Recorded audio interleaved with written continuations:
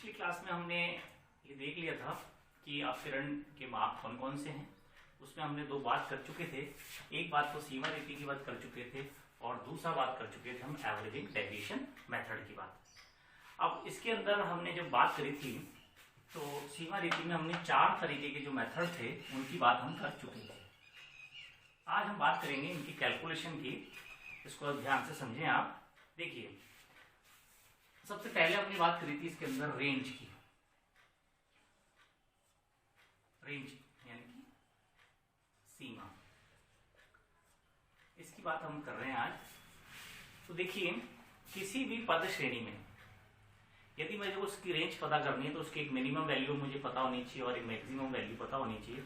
उन दोनों का जो अंतर है यानी कि उस श्रेणी में उन पद मूल्यों का जो बिखराव या फैलाव है या विस्तार है वो उनके बीच में ही है। जैसे मैं बोलूं कि किसी एक क्लास में सभी विद्यार्थियों ने 10 में से नंबर प्राप्त किए और मिनिमम नंबर प्राप्त करने वाला 4 है और मैक्सिमम प्राप्त करने वाला 10 में से 10 है।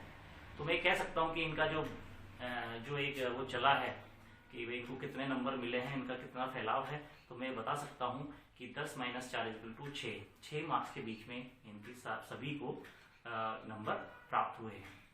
तो यही एक बात होती है। तो इसमें हमारे लिए फॉर्मूला ये होता है कि range is equal to highest value minus lowest value.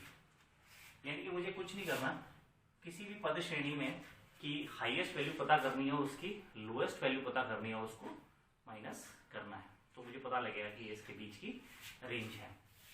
लेकिन अब ये जो एक माप होता है ये एक निरपेक्ष माप होता है। निरपेक्ष माप है, ये एक निरपेक्ष माप है। और ये जो निरपेक्ष माप है इसकी तुलना में किसी अन्य श्रेणी के पद मूल्यों से नहीं कर सकता। अब मुझे किसी भी श्रेणी अन्य किसी श्रेणी से यदि एक श्रेणी की तुलना करनी है तब मैं ज्ञात करता हूं यहां पर कोएफिशिएंट ऑफ रेंज, यानी कि कोएफिशिएंट ऑफ रेंज मतलब सीमा का जो गुणांक है वो मुझे ज्ञात करना होगा। और इसके लिए मेरे पास फॉर्मूला होता है highest value minus lowest value upon highest value plus lowest value. यानी कि एक बार उसे प्लस करना है और एक बार उसे माइनस करना है और उसके बाद में अगर मैं उसमें भाग दे दूं तो मेरे पास जो वैल्यू निकल के आएगी वो वैल्यू निकल के आएगी इसके गुणांक की। और ये जो गुणांक होगा इससे मैं किसी दूसरे पद श्रेणी में मूल्य की तुलना कर सकता हूं। ये परसेंटेज में या अनुपात में व्यक्त किया जा सकता है। नेक्स्ट हम बात करते हैं इसके अंदर इन दोनों, एक पहले मेथड के बाद में दूसरे मेथड की हम बात करते हैं। और दूसरा मेथड है इंटर क्वार्टाइल रेंज।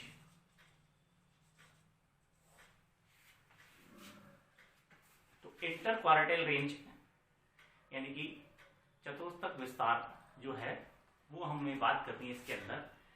तो अंतर चतुर्थक विस्तार। अब इसके अंदर हम बात करें तो देखिए, इसको समझना आप एक बार कि यदि कोई पद मूल्य है यहां से स्टार्ट होते हैं और ये 100% यहां तक चलते हैं, इसके जस्ट बीच की वैल्यू जो है वो 50% होती है, जिसको मैं m से डिनोट करता हूं। और एक वैल्यू क्वार्टर होता है जिसको मैं 25% बोलता हूं और एक दूसरा क्वार्टर है 75% का, यानी कि इसको क्वार्टाइल 1, इसको क्वार्टाइल 3 और ये Q2 भी कहलाता है, यानी कि जो मीडियन है वो एग्जैक्ट 50% की को बताता है। तो इंटर क्वार्टाइल रेंज का मतलब है कि उस पद मूल्य के बीच के 50% कौन से होंगे कि यदि मैं यहां से 25% और इस लास्ट के 25% जो मैक्सिमम 25% है वो और मिनिमम जो 25% है इनको हटा दूं तो ये बीच का क्या निकल के आया मेरे पास, ये मध्य के 50%, मध्य के 50%। तो मध्य के जो 50% हैं, यानी कि यदि ये मुझे पता चले तो वो मेरे लिए क्या कहलाएगा, इंटर क्वार्टाइल रेंज। यानी कि मैं इसे कह सकता हूं फॉर्मूले में inter quartile range is equal to Q3 minus Q1। यानी कि यदि आपसे मध्य के 50% की बात करता है, रेंज सीमा बताइए, तो हमें उसमें भी क्वार्टाइल निकालने हैं दोनों, और दोनों क्वार्टाइल निकालने के बाद में उसे माइनस करना है, तो वो मेरे लिए क्या कहलाएगा, मध्य के 50% की वैल्यू कितनी है, तो ये उसका एक जो फैलाव बता रहा है वो Q3 माइनस Q1 बताएगा। हम जानते हैं कि ये एक निरपेक्ष माप है, और यदि मुझे किसी दूसरे से इसकी तुलना करनी है तो उसके लिए मुझे coefficient of inter quartile range, मुझे मतलब इंटर क्वार्टाइल रेंज का गुणांक भी याद करना होगा। जैसा कि मैंने आपको बताया इसके अंदर कि एक बार माइनस और एक बार प्लस करके इनको डिवाइड करना है, सेम वही बात यहाँ पर भी है। तो हम इसमें क्या करेंगे, Q3 minus Q1 divided by Q3 plus Q1, ये मुझे करना होगा। तब मुझे पता चलेगा कि इंटर क्वार्टाइल रेंज का गुणांक क्या है। तो ये दो बातें आपको समझ में आ गई होंगी। अब तीसरी हम यहाँ बात करते हैं एक बार, और तीसरा नंबर है हमारा शतमक विस्तार। शतमक विस्तार यानी कि परसेंटाइल रेंज, परसेंटाइल रेंज। तो देखिए इसको एक बार समझें आप। जैसे यहां पर मध्य का 50% क्वार्टाइल रेंज को दर्शाता है, कि इंटर क्वार्टाइल रेंज को दर्शाता है, उसी तरह से शतमक विस्तार दर्शाएगा।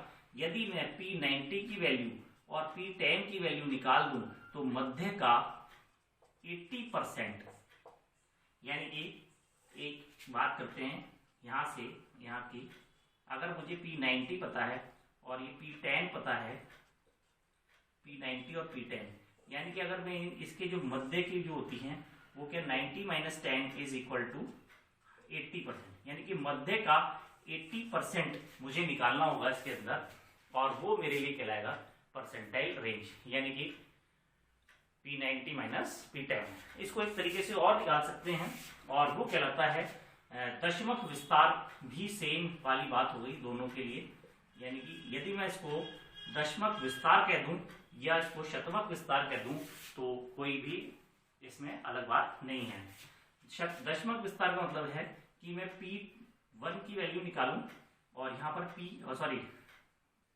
D1 की वैल्यू निकालूं और D9 की वैल्यू निकालूं।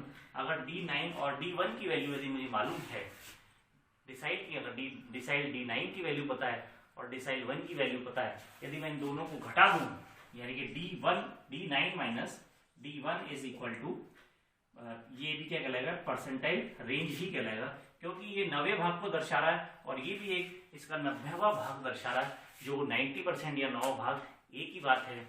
जैसे P10 है और ये जो है D1 है, तो यानी कि 10% को दर्शा रहा है और ये भी 10% को दर्शा रहा है, तो यानी कि अगर दोनों से अगर निकालें तो हमारे पास जो परसेंटाइल रेंज होगी वो एक सेम ही निकल के आएगी।